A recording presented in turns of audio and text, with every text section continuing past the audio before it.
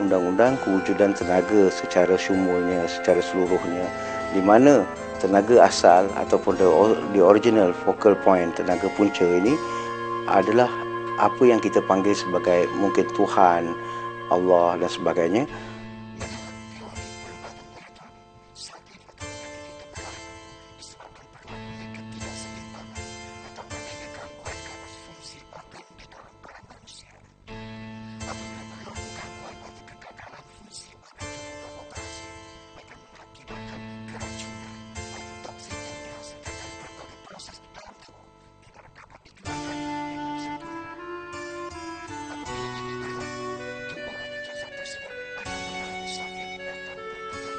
Yang dikatakan tidak sihat itu adalah apabila kita keluar daripada equilibrium, sama ada kita berkeluar dalam melampau kanannya atau melampau kirinya, kita dikatakan tidak sihat. Dalam bahasa Inggeris ni kita berada dalam keadaan disease.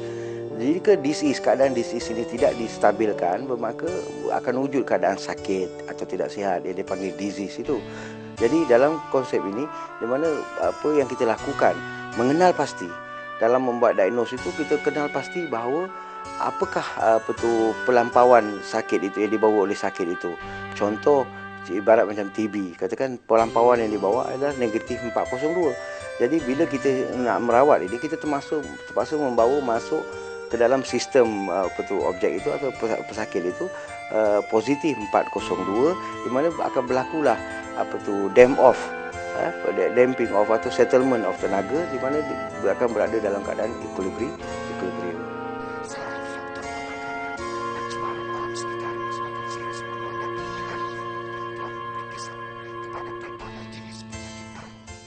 Dunia perubatan ni bukan baru, sudah lama.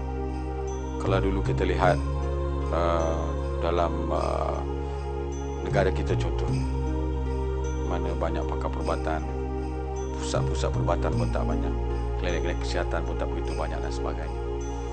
Dan ketika itu kita melihat masalah-masalah penyakit, kita tak dengar kadang-kadang penyakit yang kata-kata yang tidak kita dengar pada hari ini. Sesuatu yang maju dan moden ini bagi pandangan saja mestilah ia memberi manfaat pada manusia. Contoh kata-kata IT pada hari ini, teknologi apa kata IT hari ini. Dulu kita nak berjumpa dengan mak ayah, kita terpaksa balik buang masa lah, ambil masa 4-5 jam. Hari ini kita boleh bercakap dengan dia kan.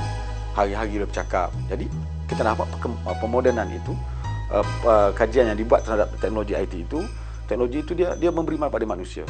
Hari ini kita mengkaji tentang perubatan, tetapi masalah perubatan tak punya selesai. Saya selalu mengatakan, kenapa pada dulu orang boleh berumur 80 tahun, 90 tahun, 100 tahun. Sepatutnya ketika itu semua peralatan perubatan, kajian terhadap perubatan, doktor, pusat, pakar semua tidak banyak. Patutnya hari ini bila ramainya doktor, banyaknya pakar, adanya pusat perubatan, ada ubat-ubat baru yang temui, boleh menjamin hidup kita kurang-kurang 2-3 kali ganda. Kalau 80 sekarang 160. Tapi kenapa hari ini makin singkat jadi 40? Malahan yang paling teruk kita lihat kanak-kanak yang umur 4 tahun, 5 tahun, 2 tahun semua telah menghadapi penyakit-penyakit yang kronik, penyakit yang bahaya, penyakit yang dikatakan yang tidak boleh disembuhkan dan sebagainya.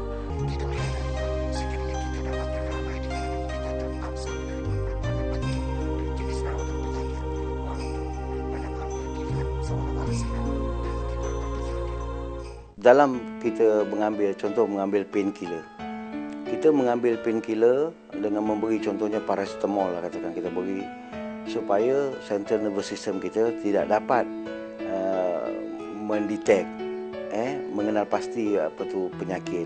Bila tak dapat kenal pasti penyakit, maka tidak rasa sakit itu hilang.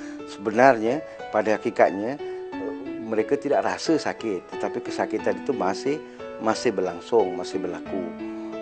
Jadi untuk ini, maka kita boleh menghidupkan semula fungsi, memulihkan semula fungsi central nervous system, iaitu dengan memberi dia kod-kod tertentu atau tenaga-tenaga tertentu yang mana mereka mengenal pasti balik. Okey, dulu yang masa dia makan painkiller waktu pinggang dia sakit, sedangkan pinggang berinteraksi dengan dia. Contoh dia mengalami electrolyte imbalance, kekurangan air. Pinggang beritahu dia, tuan, bos, central nervous system itu sebagai bos. Bos, saya ni kurang air, tolong bagi saya